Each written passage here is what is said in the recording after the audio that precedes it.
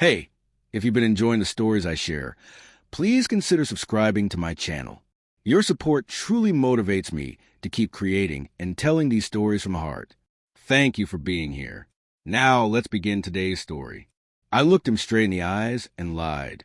Not a little white lie, not a harmless omission. No, this was the kind of lie that wraps itself around your throat and tightens until you can't breathe. The kind that sows right under your ribs. The kind you speak knowing full well that once the words leave your mouth, there's no turning back. But I said it anyway, because in that moment, I believed the truth would destroy everything more brutally than the lie ever could. That was my justification, my coward's comfort. And yet the next morning, he brought me coffee. Hazelnut oat milk latte. Extra foam, just the way I loved it. As if nothing had happened. As if I hadn't done something that haunted me every second since it happened.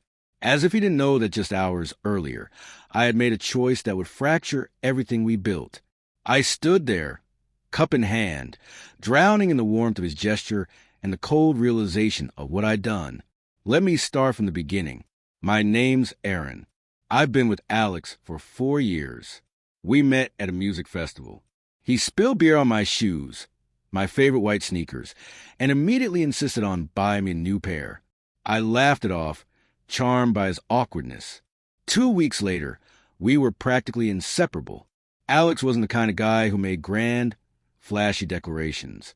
He was quiet, steady, the kind of man who'd make grilled cheese and tomato soup on rainy days, who remembered my mom's birthday before I did, who read the articles I posted and actually discussed them with me.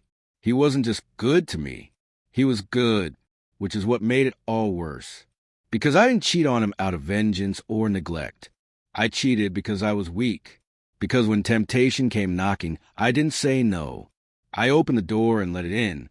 It started on a business trip, my first without Alex. Marketing campaign in Chicago. Long meetings, late dinners, sleek hotels, client schmoozing. That's where I met Carter. Carter had that magnetic pull, the kind of confidence that makes rooms tilt in his direction. Sharp suits, easy smile, a voice like velvet, and just enough danger behind his eyes to feel intoxicating. He was charming, of course, but also disarming. Kind, curious. He asked questions and actually listened. One night, after too many drinks on a rooftop bar overlooking the skyline, he walked me to my hotel room. I told him good night. He didn't leave. And the worst part? I didn't stop him. I could dress it up with excuses. I was drunk. It was one night. I didn't love him. But the truth was uglier. For a few hours, I wanted to feel desired, wanted in a way that felt reckless and unearned.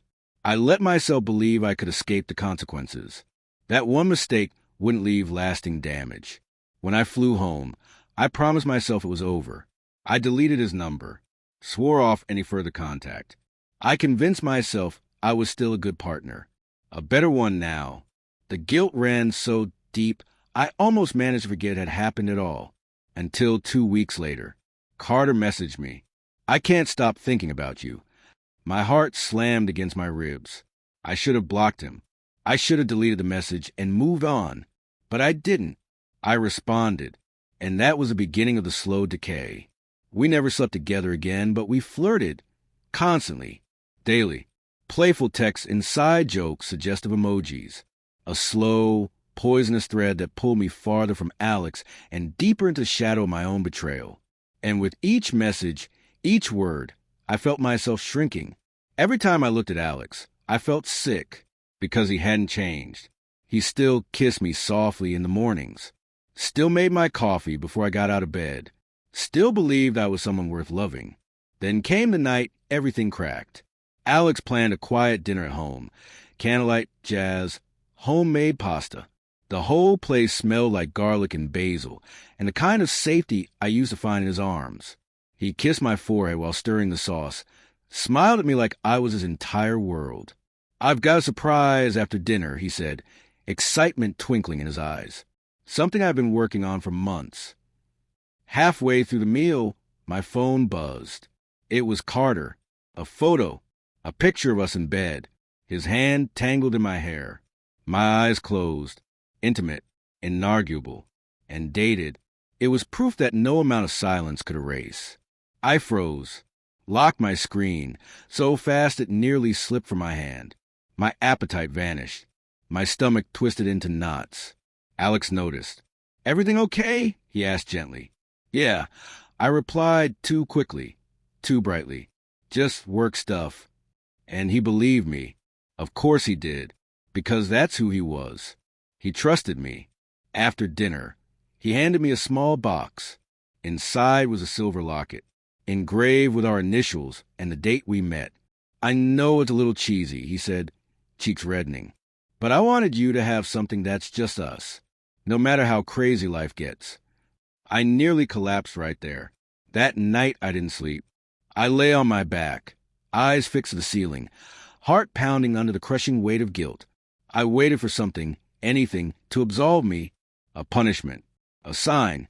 But morning came like always, and with it, Alex, carrying coffee, hazelnut oat milk latte, extra foam, a sticky note on the lid. "Love you more than caffeine." That's when I knew I couldn't keep doing this. I rehearsed my confession in the mirror, imagined the heartbreak, the silence. I told myself I'd do it that night. But when Alex walked in after work, smiling, holding my favorite Thai takeout, all I saw was the man I used to deserve. And I couldn't say it. So I lied, told him I was feeling overwhelmed, that work had been stressful, that I just needed a little space to clear my head. And again, he believed me. He wrapped his arms around me and said, "Whatever you need, I'm here." And I felt myself suffocating. For a week, I ghosted Carter. No texts, no replies. I deleted the photo, blocked his number. I even considered deleting every app, burning the digital trail. But it wasn't enough, because the lie didn't live in the messages. It lived in me. Then, one night, I walked past the kitchen and noticed Alex's laptop open on the table.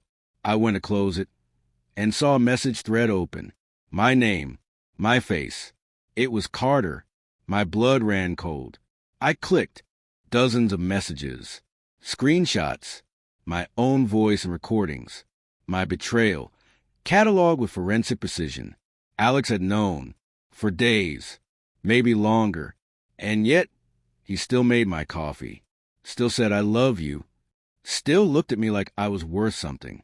I sat down on the kitchen floor with the laptop in my lap and cried harder than I ever had before, not because I had been caught, but because he hadn't stopped loving me, not even after I stopped deserving it. He came home half an hour later. I didn't look up, just held out the laptop.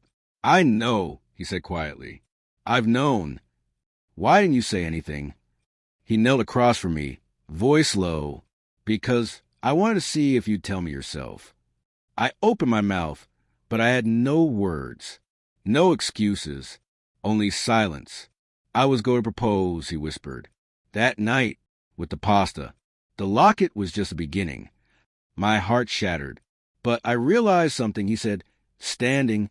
"You loved me, but not enough to choose me when it mattered."